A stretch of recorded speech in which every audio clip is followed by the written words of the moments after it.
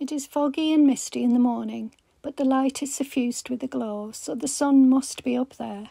However, it is currently only 8 degrees centigrade, and there is also a chill to the breeze.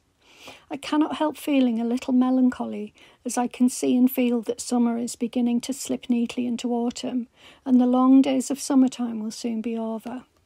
I do not feel motivated to start the walk until 1:30 p.m, when thankfully, as the weather forecast promised, the temperature reaches a hot and sunny 20 degrees centigrade. After about an hour, I pass through a farmyard which is on a public footpath. In all the time I've walked through it, I have never met anyone. As it has become a gloriously sunny October day, the farm owners are sitting outside with friends and family.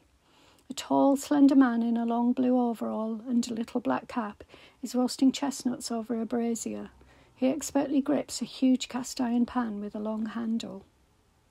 I saunter along happily and slow down even more as I approach the curve in the path that affords a view of an old gnarled copse of deciduous trees, including oak, chestnut and beech. But to my dismay I discover the whole grove has been felled and torn down. I stand in amazement looking at the carnage. I'm so saddened by what I'm seeing. Every week as I have turned the bend of the path, I have had the image of Thomas Gainsborough's view of a landscape in my mind.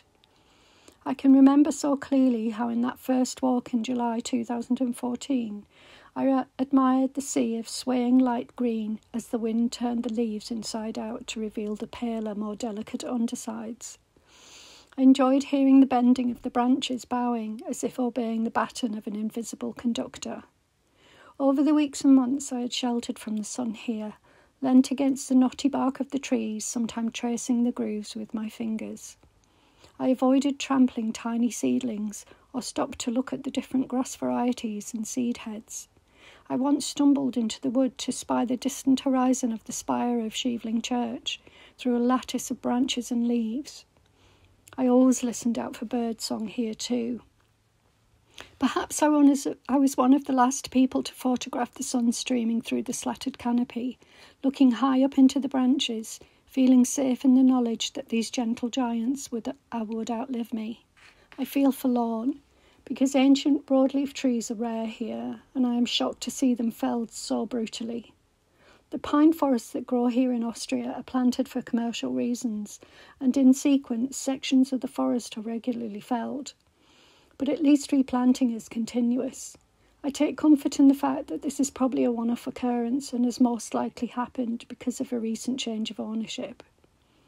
The fields surrounding are beautifully ploughed, and I think that despite the problematic and complex ethical issues surrounding farming, I cannot deny the evident artistry of the farmers in their work. It is everywhere so apparent, and links all farmers in the great family of artists whose huge canvases are the fields and hills. I become very hot as I climb, and the sweetest wild strawberries, which despite their small size, refresh me. It begins to seem less like autumn. Bumblebees buzz past me, and I hear crickets. Cows are lying down sunbathing, and the sky is the blue of a summer day. But as soon as I get into the woods, dappled light shines through the golden yellow birch trees, and there is autumn again. I can smell it in the air. Everywhere I look, I see cloud formations of fungi growing, and a host of tall red fly-agaric toadstools shine out. In the distance as I descend, misty fir trees stand in staccato silhouette, and the whole scene has become one of fairy tale wonder. I realise that I am fortunate, and that this has been one of the most enjoyable walks of the year.